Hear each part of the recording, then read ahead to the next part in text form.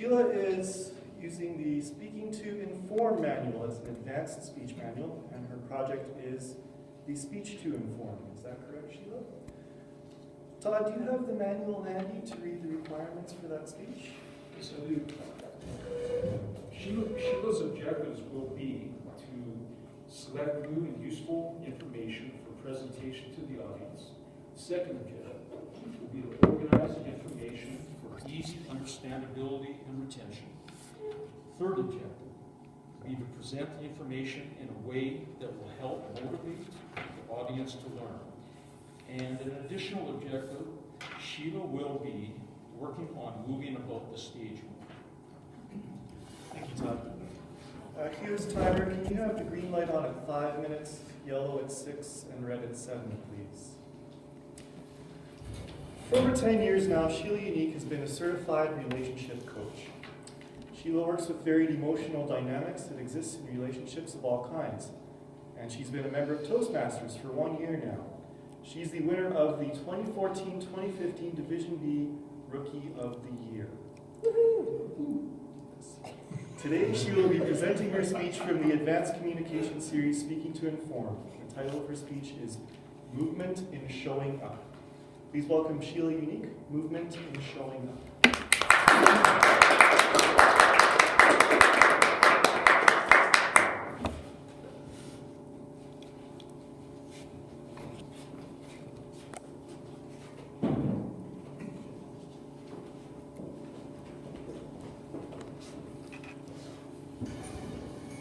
With my whole heart, I longed to speak to groups of people.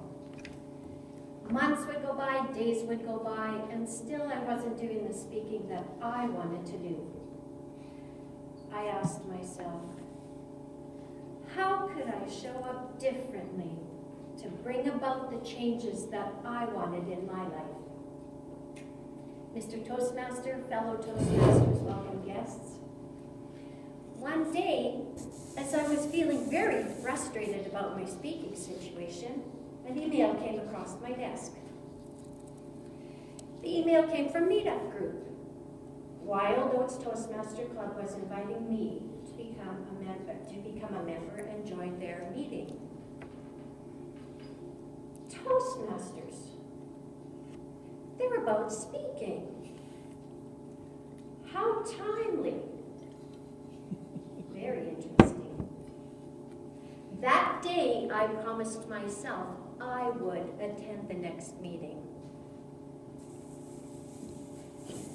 I showed up, just like I promised myself. Toastmasters greeted and welcomed me at the door. That felt kind of nice. When the meeting was going on, I was called upon to be one of the table topic speakers. That felt kind of scary. But as I looked around the room, the members were actually interested in what I had to say. The Toastmasters even clapped enthusiastically when I was done my talk. What I spoke about wasn't very much, and yet that day I won the ribbon for the best table topic speaker. After the meeting was over, the members came up and they congratulated me and encouraged me to come again. That happened all because I chose to show up that day. After I left that meeting, I wanted more of what they were offering me. Those people listened to me. We all stood up and we spoke about something. They evaluated and they timed the different roles. Those Toastmasters showed up just like I did, and through their efforts inspired me to want to learn and grow in that environment. I was sold on membership. After I left the meeting, it was kind of exciting. I thought, okay, I could promise myself I'll do one speech every month. That task was very labor intensive. I practiced and I practiced and I practiced until I thought I would die if I had to say my speech another time. Was I nervous or scared? You bet I was. When I first started giving speeches, my whole inside shook.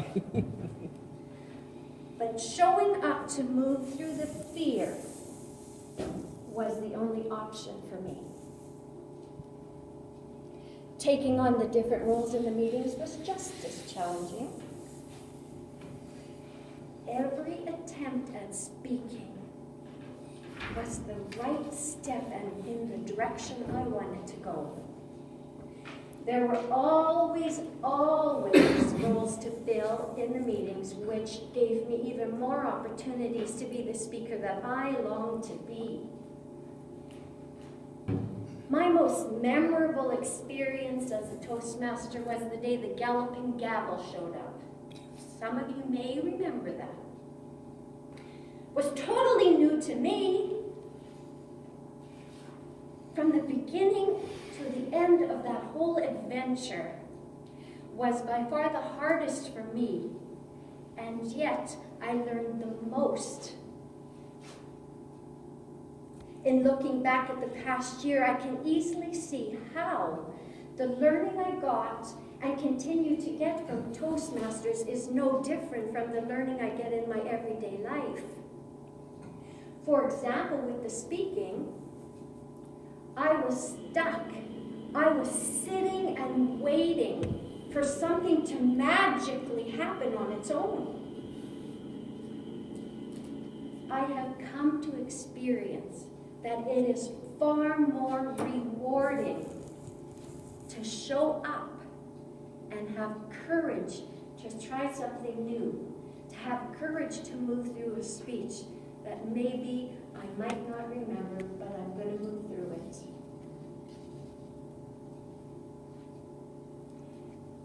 The whole thing around speaking showed me that there's movement in showing up. And recently I heard a quote from Harry S. Truman. Imperfect action beats perfect inaction every time. That quote now hangs in my kitchen. In the beginning, I wanted to be in a place where I would show up in a new and different way. Today, I'm speaking before you.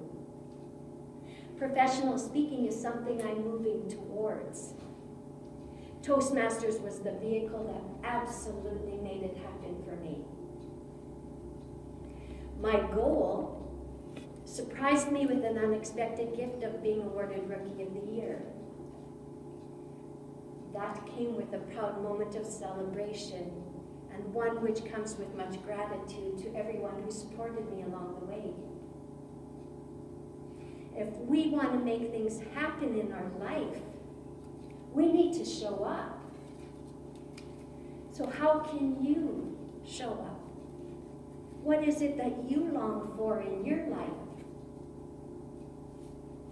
How can you show up now to bring about more wonderful changes this year? Mr. Toastmaster.